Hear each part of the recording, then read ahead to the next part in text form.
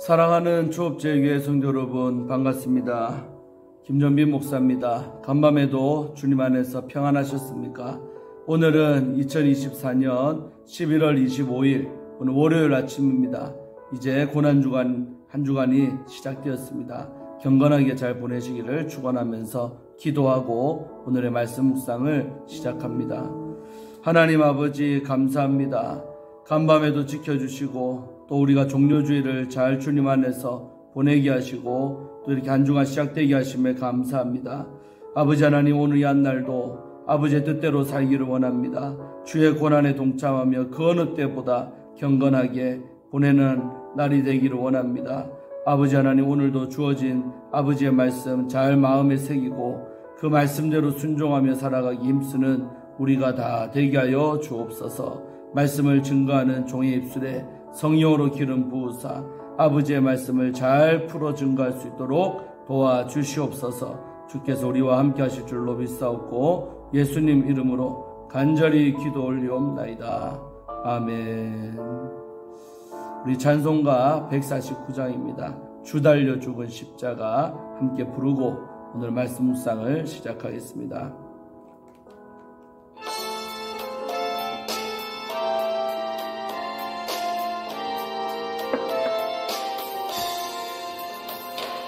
주 달려 죽은 십자가 우리가 생각할 때에 세상의 소한 욕심은 헛된 줄 알고 버리네. 죽으신 구주 밖에는 자랑을 많게 하소서. 보혈의 고노임 입어 교만한 마음을 버리네.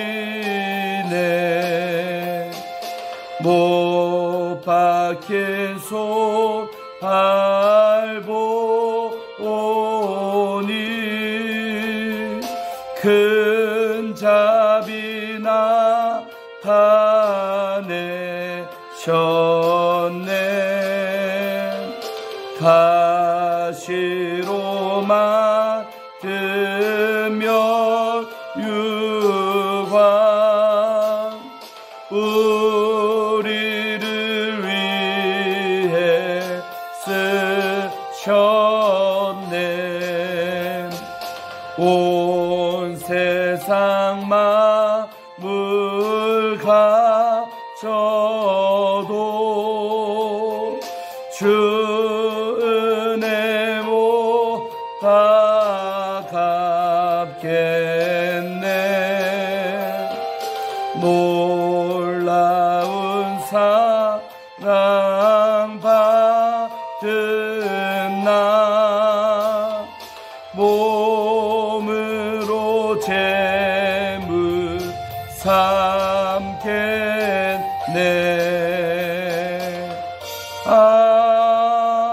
아멘. 아멘. 주님께서 달려 죽은 십자가를 사랑하며 이번 고난주간을 잘 보내시기를 주의 이름으로 축원드리겠습니다. 오늘 함께 묵상하실 본문은 사무엘하 14장 오늘 25절부터 33절까지 보도록 하겠습니다. 제가 읽어드리겠습니다. 이 말씀은 하나님의 말씀입니다. 온 이스라엘 가운데에서 압살롬같이 아름다움으로 크게 칭찬받는 자가 없었으니 그는 발바닥부터 정수리까지 흠이 없음이라. 그의 머리털이 무거움으로 연말마다 깎았으며 그의 머리털을 깎을 때에 그것을 달아본즉 그의 머리털이 왕의 저울로 200세겔이었더라. 압살롬이 아들 셋과 딸 하나를 낳았는데 딸의 이름은 다말이라. 그는 얼굴이 아름다운 여자더라. 압살롬이 이태 동안 예루살렘에 있으되 왕이 얼굴을 보지 못하였으므로 압살롬이 요압을 왕께 보내려 하여 압살롬이 요압에게 사람을 보내 부르되 그에게 오지 아니하고 또 다시 그에게 보내되 오지 아니하는지라. 압살롬이 자기 종들에게 이르되 보라, 요압의 밭이 내 밭 근처에 있고 거기 보리가 있으니 가서 불을 지르라 하니라. 압살롬의 종들이 그 밭에 불을 질렀더니 요압이 일어나 압살롬의 집으로 가서 그에게 이르되 어찌하여 네 종들이 내 밭에 불을 질렀느냐 하니 압살롬이 요압에게 대답하되 내가 일찍이 사람을 내게 보내 너를 이리로 오라고 청한 것은 내가 너를 왕께 보내 아뢰게 하기를 어찌하여 내가 그 술에 돌아오게 되었나이까. 이때까지 거기에 있는 것이 내게 나았으리다 하려 함이로라. 이제는 네가 나를 하여금 왕의 얼굴을 볼 수 있게 하라. 내가 만일 죄가 있으면 왕이 나를 죽이시는 것이 옳으니라 하는지라. 요압이 왕께 나아가서 그에게 아뢰매 왕이 압살롬을 부르니 그가 왕께 나아가 그 앞에 얼굴을 땅에 대어 그에게 절하매 왕이 압살롬과 입을 맞추니라. 아멘.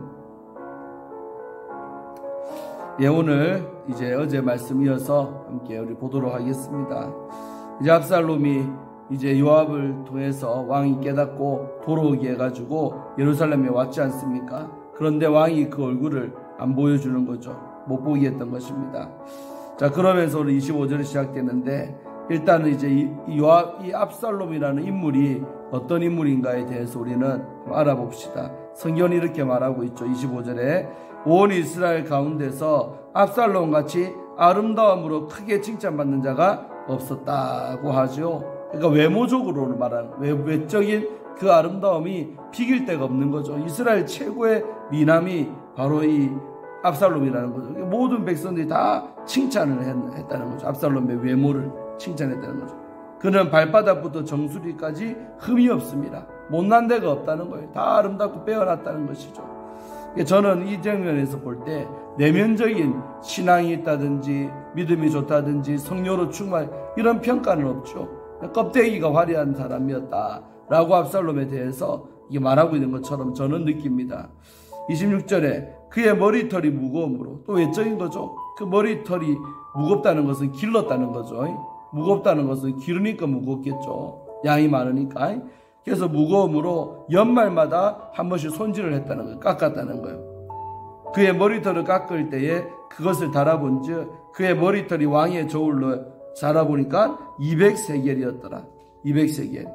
그러니까 200세겔은 오늘날 단위로 환산하니까 얼마냐? 2.3kg. 와, 2kg가, 머리카락 무게가 2kg가 넘는데요. 2.3kg. 와, 어마어마하죠. 그러니까 머리가 얼마나 길었습니까? 나중에 이제 우리가 알게 되겠지만 이 외적인 아름다움과 머리털 긴 것 때문에 압살롬이 죽습니다. 그래서 성경에 주는 교훈은 참 많은데 이 외적인 걸로 자랑하지 마세요. 이 외적인 것이 결국 우리의 올무가 되고요, 우리의 장애물이 된다는 것입니다. 자, 이제 요압이 이 압살롬이 죽는 장면 이제 가서 보시면 알 겁니다. 그리고 이제 압살롬이 결혼도 했답니다. 그래서 아들이 3명, 딸이 하나가 있는데 딸의 이름을 다말이라고 지었던 것이죠. 그 얼굴이 아름다운 여자라. 다말 누굽니까? 바로 암논, 자기 다른 베다르 형제에 의해서 성폭행을 당한 압살롬의 누이 바로 다말이죠. 근데 자기 딸도 역시 이름을 다말이라고 지었던 것이죠. 자, 이렇게 가족관계를 이렇습니다. 이렇게 있는 거죠. 자, 그런데 이제 사건이 있죠. 압살롬이 이태 동안 2년 동안 이제 그 외갓댁 가서 3년 있었죠. 또 돌아온 지가 2년이 됐는데도 예루살렘에 있는데 왕이 얼굴을 보지를 못했다는 거죠. 아직도. 여러분, 왜 왕이 압살롬으로 못 봤을까? 안 봤을까? 그것은 이제 돌아오고까지는 그 정도까지의 용서를 했지만 이제 얼굴 볼 만큼의 불편함은 아직도 사라지지 아니한 거죠. 우리가 그런 게 있어요. 용서도 단계가 있듯이 어떤 사람을 품는데 10가지인 거야. 선이 딱 있어요. 그 선 넘어오는 거 싫은 거예요. 그러니까 왕한테는 내 얼굴까지는 못 보여주는 거예요. 아직도. 그까지는 마음이 허락지가 않는 거죠. 그래서 돌아와서 예루살렘에 자기 집에 편안하게 살게는 해줬지만 왕의 얼굴은 2년 동안이나 못 보고 산 거죠. 그러니까 압살롬도 얼마나 또 답답하겠습니까?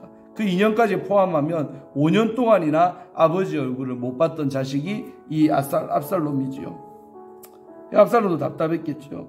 그래서 이제 압살롬이 자기를 그래도 돌아오게 한 1등 공신이 누굽니까? 요압 아닙니까? 요압. 그래서 요압을 불러서 상의하고 싶어서 요압을 부르는 거죠.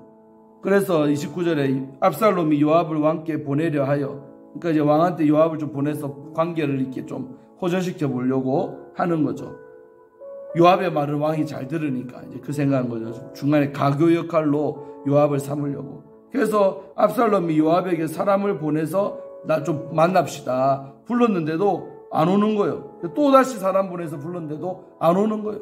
그러니까 요압도 조금 이 압살롬에 대해서 마음이 그랬는가 할 때 이때 응하지 않는 거죠. 요압도 안 도와주는 거예요. 자, 그러니까 이제 압살롬이 이제 못된 꾀를 또 알아내요. 이때부터 어째 보면 압살롬의 행실이 나오는 거예요. 우리가 은혜를 입은 아들이라도 그 행실이 꼭 반드시 좋은 건 아닙니다. 압살롬이 참 사람 주의를 따라 봤어야 되는데, 이때도 보면 자기 종들에게 이르되 보라 요압의 밭에 밭이 내 근처에 있고 거기에 보리가 있으니 가서 불질러 버려라. 한마디 요압의 밭과 압살롬의 밭이 서로 나란히 있었대요. 근데 그 요압의 밭에 보리가 자라고 있는데 종들 시켜서 거기다가 불을 질러라는 거예요. 불 지르면 아마 내게 쫓아올 거라고 생각했던지 불을 질렀어요. 그러니까 실제로 불을 지르니까 요압이 열이 받아가지고요, 화가 나서 일어나 압살롬의 집으로 쫓아간 거예요. 가가지고 어찌하여 네 종들이 내 밭에 불 질렸냐고 막 따지는 거죠.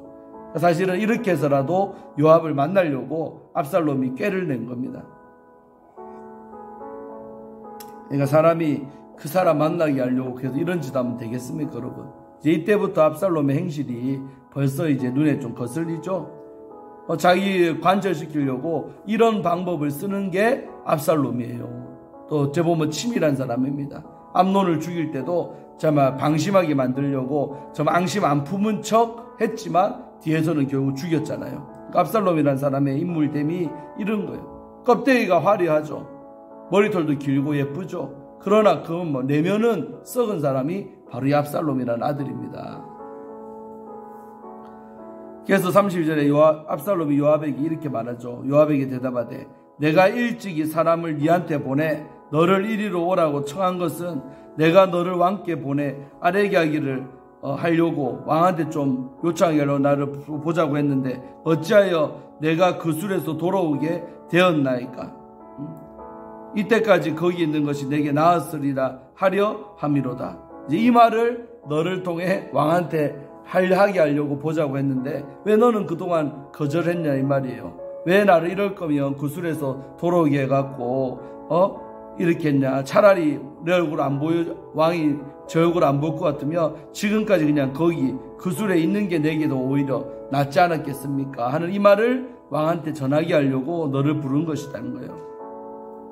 그러니까 뭐라 해요. 이제는 네가 나로 하여금 왕의 얼굴을 볼 수 있게 하라. 그러니까 요압 너 책임이라는 거야. 한마디로 네가 나를 예루살렘으로 데리고 왔으며 끝까지 책임을 져야지. 데리고 왔는데 왕의 얼굴도 못 보게 하고 이런 불편한 관계로 살게 하느냐. 요압 당신 책임이다. 당신이 책임지고 나와 왕의 얼굴을 볼 수 있도록 그렇게 주선해라 이 말이죠. 그러니까 이런 태도도 보면 얼마나 여러분 압살롬이 은혜를 모르는 사람입니까? 아마 요압도 그런 부분에서 실망했을 수도 있어요. 돌아온 것만 해도 어딘데 감사하잖아. 요압이 얼마나 압살롬에게 있어서는 감사한 사람 아닙니까? 근데 오늘 요압의 태도가 뭐예요? 감사가 없잖아요. 은혜에 대한 감사가 없는 사람. 오늘 요압이라는 사람 볼 때 우리가 많은 부분 느끼잖아요. 자기를 예루살렘으로 돌아오게 한 사람이 요압인데 지금 또 그 아버지 얼굴 못 보게 했다고 요압이 안 보여준 것도 아니잖아요. 사실 책임도 없는 거예요. 근데 요압한테요 돌아오게 하게 한 그 요압의 은혜는 잊어먹고 오히려 지가 원하는 대로 안 된다고 막 따지고 있는 이 모습, 그 올바른 신앙인의 모습은 아니죠. 우리가 항상 내게 있는 것에 감사하고 요까지만 해도 감사하다고 생각해야지, 그 더 이상 생각하다가 안 되는 부분 때문에 불평하고 불만하는 것은 우리 올바른 신앙인의 태도가 아니라고 할 수 있죠.